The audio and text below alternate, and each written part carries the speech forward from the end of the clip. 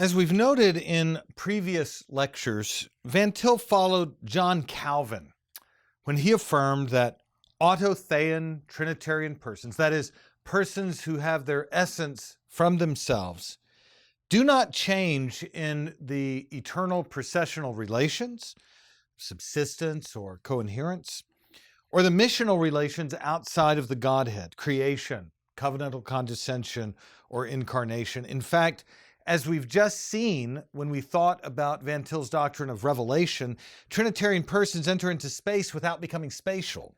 They enter into time without becoming temporal, and anthropomorphic language depicts that revelation, that activity, in the categories borrowed from the mutable creature.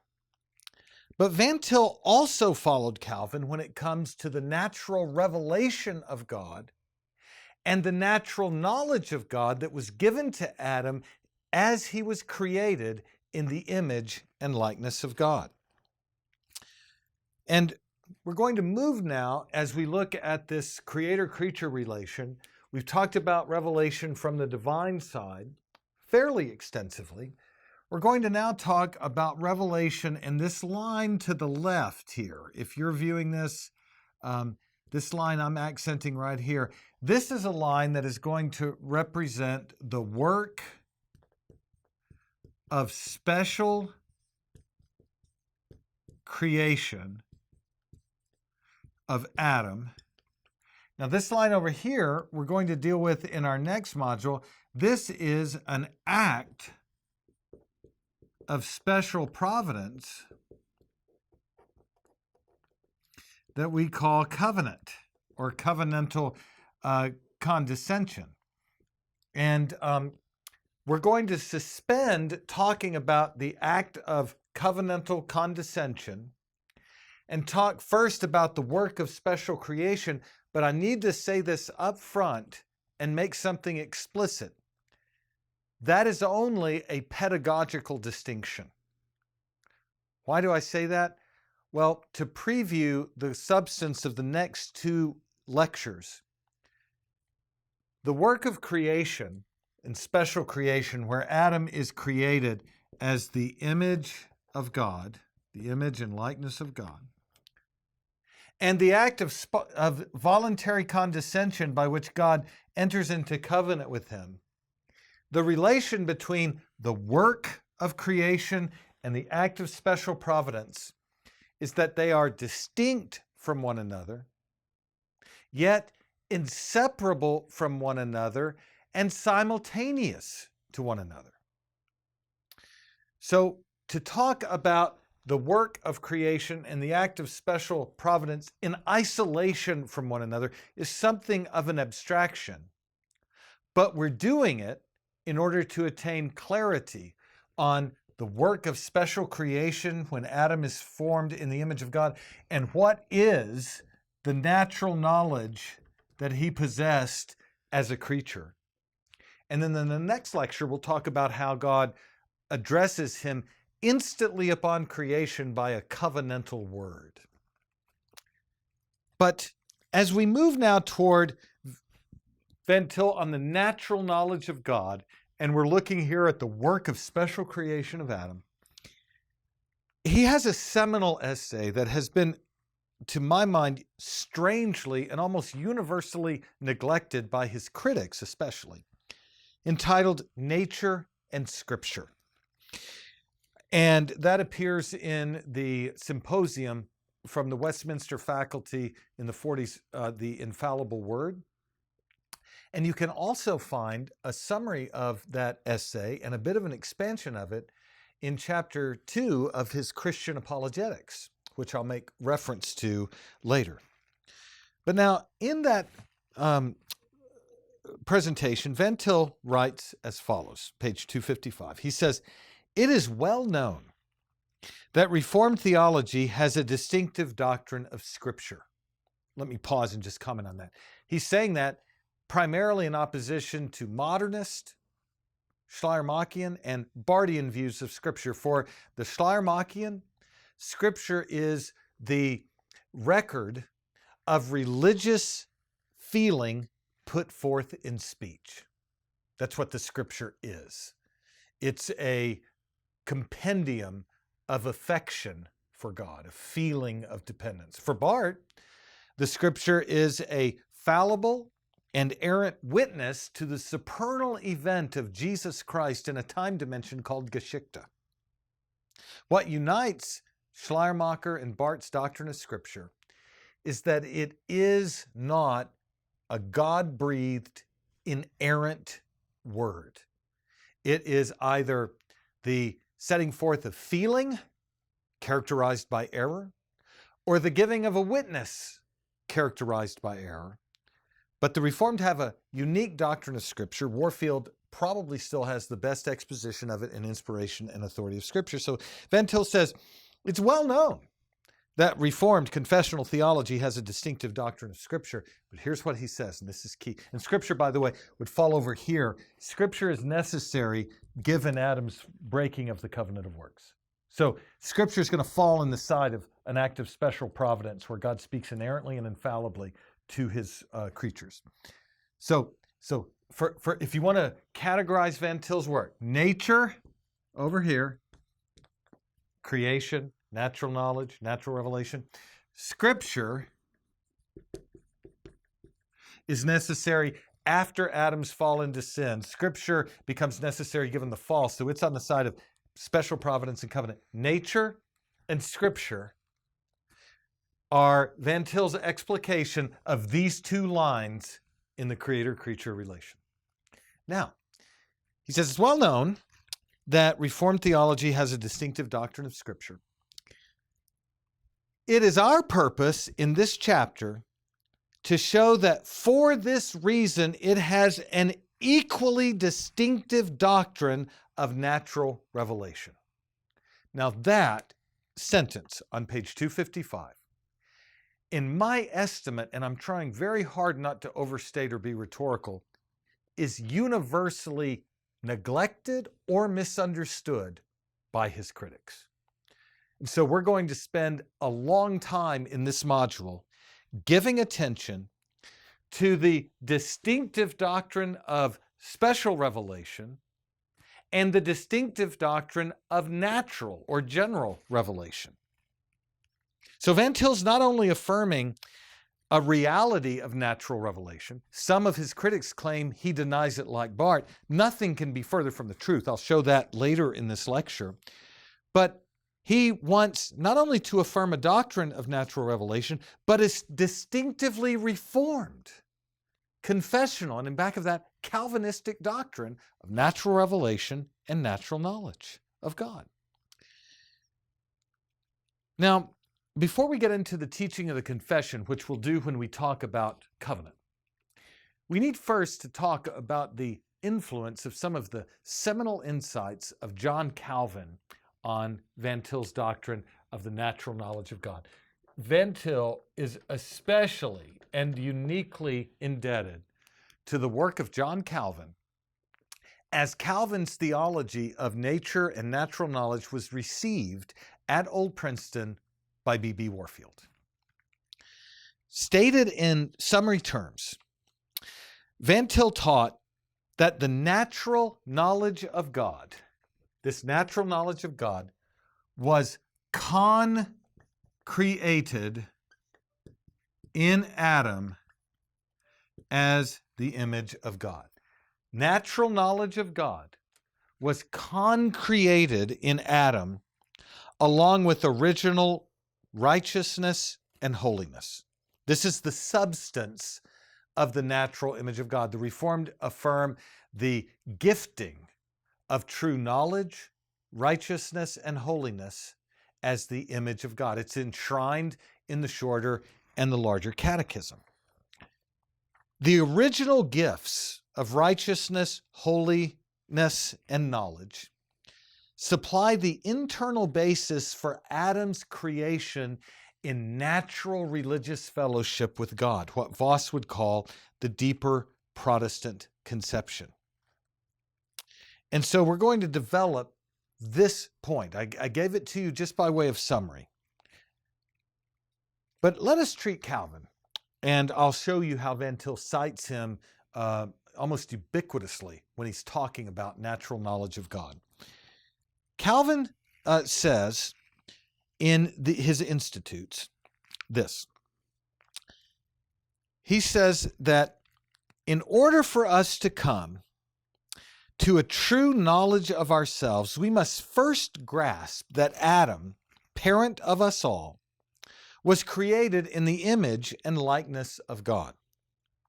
That is, he was endowed with wisdom, righteousness, and holiness, and was so clinging to these gifts of grace to God that he could have lived forever in him if he stood fast in the uprightness God had given him. That's page 15 of the Institutes of Christian Religion, book 1. Now, Calvin here construes Adam's righteousness and holiness as concreated and natural. So if Adam is the image of God, we're going to start this way. He was created with true knowledge, righteousness, and holiness. Calvin also calls it wisdom when he's talking about knowledge. Now, we're going to bracket knowledge and not talk about it right now, but we're going to focus instead just on the fact that there was original righteousness and holiness concreated in Adam. Now, let me define that term concreated, because it might not be a term we use often, although we should as Reformed. By the term concreated, with reference to righteousness and holiness, it means that righteousness and holiness were present in Adam at the moment he was created. Righteousness and holiness were gifted by God to Adam along with or in his creation. They weren't super added or infused in him from without. They came along with his special creation. Concreated means given instantaneously in the work of creation itself and never apart from it or in addition to it. Righteousness and holiness, Calvin argues, were gifted to Adam, native to Adam, natural to Adam, original to Adam as created. They're not given by additional infused grace, but in the work of special creation itself. Now, Calvin is saying this in self-conscious polemic against Bellarmine, Robert Bellarmine, and the so-called Counter-Reformation that was at work at the time of the Reformation and led to the Council of Trent. And he elaborates this reformed, well, we could call it this Reformation view that comes to be the Reformed view in distinction from the Lutheran and Roman Catholic view. He says this. Now, God, I'm going to read a series of quotes here. God's image is the perfect excellence of human nature which shone in Adam before his defection. And so this righteousness and holiness Calvin amplifies as perfect excellence. And he says, and boy does Gerhardus Voss, Meredith Kline, and others follow him, so does Van Til here. He says, to know what we were like when we were first created and what our condition became after the fall of Adam is of utmost importance. See, Calvin, as a precursor to Voss, Kline, Gaffin, Van Til, and others, is insisting that we get clear on the condition of Adam as the image of God before the fall. And he's saying righteousness and holiness were concreated, given in the work of creation. And he insists, contrary to the Roman Catholic doctrine of concupiscence, which I've defined in a previous module and will elaborate on here, quote, if any defect were proved to inhere in nature, requiring the donum super additum, this would bring reproach upon God. Seminal insights. These are the building blocks of a developing Reformed doctrine of the image of God in contradistinction from both the Lutheran and the Roman Catholic view. This is the embryonic expression of what Voss will call the deeper Protestant conception in RD2, 13 through 15.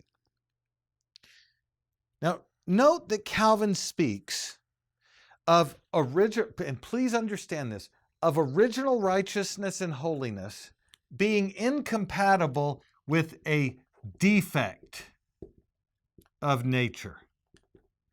The defect of nature is the traditional Roman Catholic view. And he is thinking especially of Robert Bellarmine, whom my professor at Westminster, California, Robert Stremple, lectured on extensively in his class, The Image of God. And you have to understand this as we begin to talk about human nature as the image of God, natural revelation, and the nature of knowledge given to the creature prior to the fall. Calvin is making a direct reference in the quote I just read to Bellarmine and the theology that would come in the Council of Trent. Listen to what Bellarmine says in contrast to Calvin. Man naturally consists of flesh and bones. He therefore has community of nature partly with the beasts and partly with the angels. By reason of the body, he has sensual desires and appetites. By reason of the soul, he has propensity to spiritual good. But between these two propensities, there exists a certain battle. And from that inherent battle, there arises a difficulty in doing good. Do you hear the difference? Calvin says this is moral excellence. Man is created with inbuilt righteousness and holiness, gifted naturally, with no defect of nature. And Bellarmine, contra Calvin, contra the Reformed doctrine of the image, says there is an intrinsic battle that makes doing good before the fall difficult. Robert Stremple, in his class on the image of God at Westminster, California, the class I took with him many years ago, back in 1995. The first objection to this view is that the Roman Catholic position presents a degrading view of man's original state as created. Bellarmine spoke, Stremple cites, of a disease or languor in man's natural state that needed a remedy. And I'm not going to get into the details of the Roman Catholic view. There's a time for that in a different course. And I've surveyed it in a previous module for the Reformed Academy on Van Til. But contrary to traditional Roman Catholic theology that asserts a defective created nature in need of supplemental grace, ontologically reproportioning, ethically refurbishing grace, Calvin insisted that righteousness and holiness are original to Adam's constitution before the fall. It was not difficult to do good. It was not difficult to be righteous. It was not difficult to be holy because Adam was walking in the righteousness and virtues, the righteousness and holiness, the virtues created in him, natural to him, gifted to him in fellowship with God. He didn't need an ethical supplement. He didn't need infused righteousness to assist him. He didn't need infused holiness to assist him, to resist the conflict in him. Now, Van Til follows Calvin on this critical point. Bellarmine denies, Calvin affirms concreated, inbuilt, gifted righteousness and holiness. And Van Til says the bearing of all this on the question of starting point may be briefly suggested.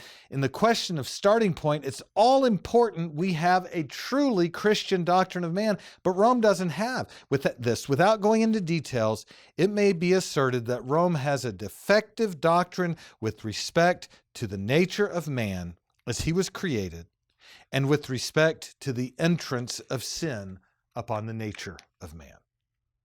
And he quotes Charles Hodge, who notes this. And this here is a terse summary, of the difference between Calvin and Bellarmine that Van Til cites in order to clue us in that already at the beginning, we've got a different conception of human nature and what is natural to man. And for those of you who are watching this course, please highlight this. After you've listened to this section of the lecture, please spend some time reflecting on what I'm saying. There are different and incompatible conceptions of nature, the natural, the image of God. There are differing and incompatible doctrines of the image when it comes to Calvin and the Reformation, and Bellarmine and the Roman Catholic Counter-Reformation, with Thomas Aquinas behind Bellarmine in Rome. It's an antithesis. It's an incompatible conception of nature that leads to different conceptions of grace and different conceptions of sin. And I want to say this for those of you who are listening, this deserves all the emphasis you can give it. You must master this and understand it clearly. So much depends on this. Listen to Van Til citing Hodge, elaborating on this difference that I've just noted from Calvin. The important point of difference, says Charles Hodge, is that Protestants hold that original righteousness, so far as it consisted in the moral excellence of Adam, was natural, while the Romanists maintain it was supernatural.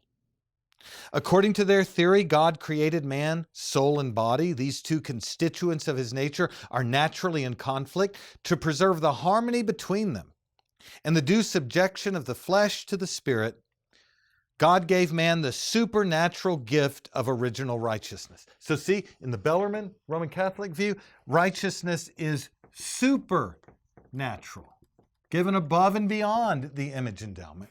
It's infused. And it was this gift that man lost by the fall.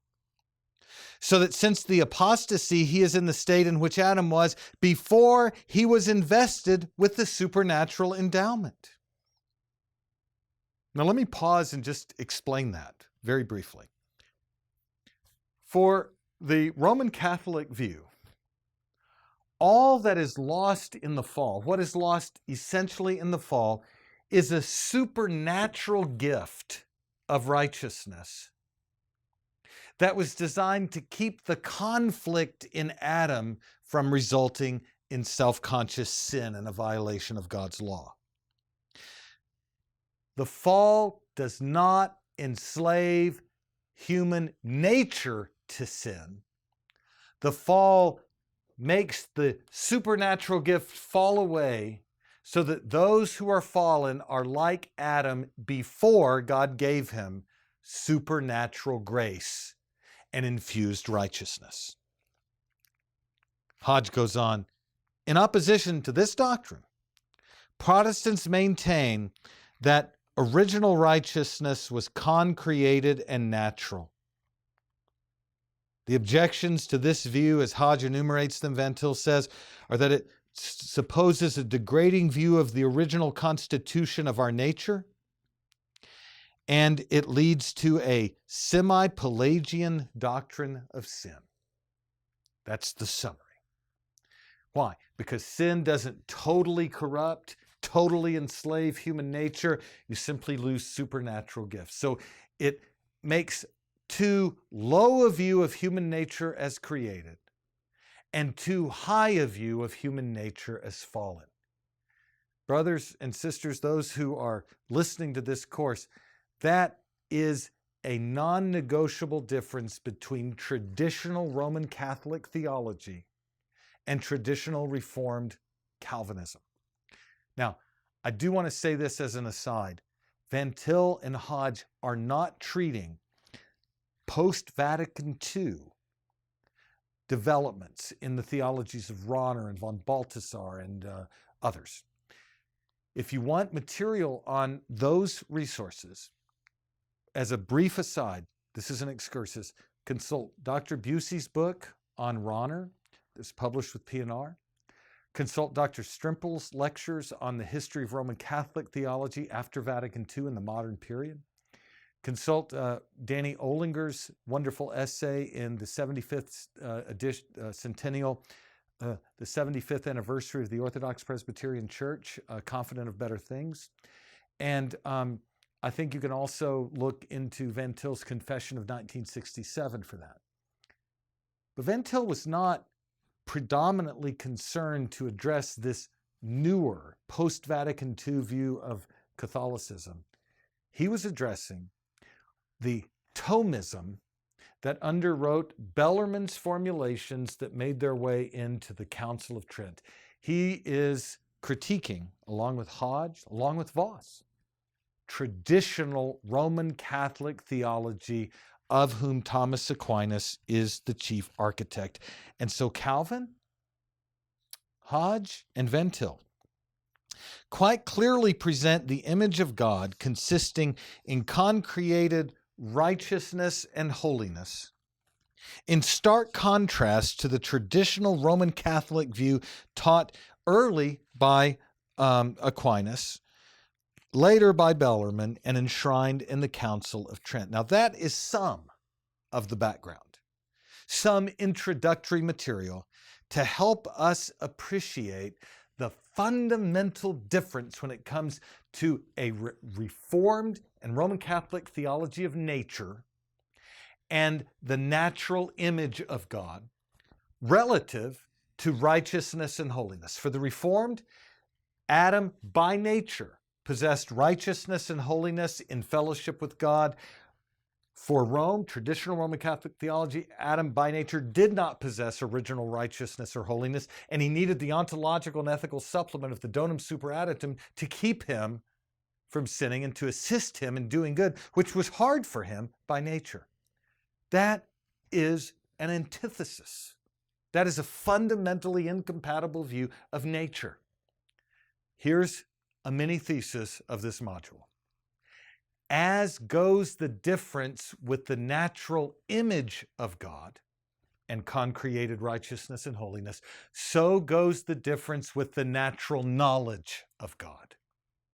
And Calvin is not only one who taught that righteousness and holiness were concreated and characterized the image of God, he also taught that knowledge, the knowledge of God, was concreated in Adam as the image of God.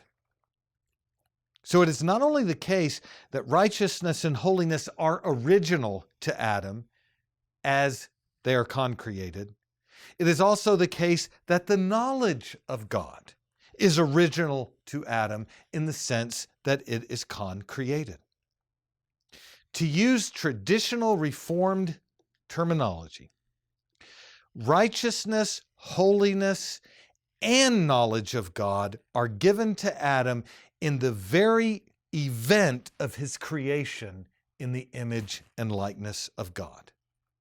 And Calvin calls this original knowledge, this knowledge implanted in Adam, this knowledge gifted to Adam, this knowledge that coincides with the primal or first operation of his consciousness, he calls it the inbuilt, concreated sensus divinitatis, the sense of deity, which is at the same time a semen religionis, the seed of religion that is sown within him. Calvin calls this doctrine what it is to communicate its content. And so we could say something along these lines as we're just putting this in contrast to the Roman Catholic view. According to the Roman Catholic view, when Adam is formed in the image of God, he is formed, listen, adrift from God. He has concupiscence. There's that inherent battle Bellarmine speaks of. It makes it difficult for Adam to do good. By nature, he is adrift from God. He doesn't seek God. He doesn't have original righteousness. He doesn't have original holiness. He is created adrift from God. But contrary to that, on the Reformed doctrine of the natural image of God, without any superadded grace, Adam is created inclined toward God in knowledge, righteousness, and holiness.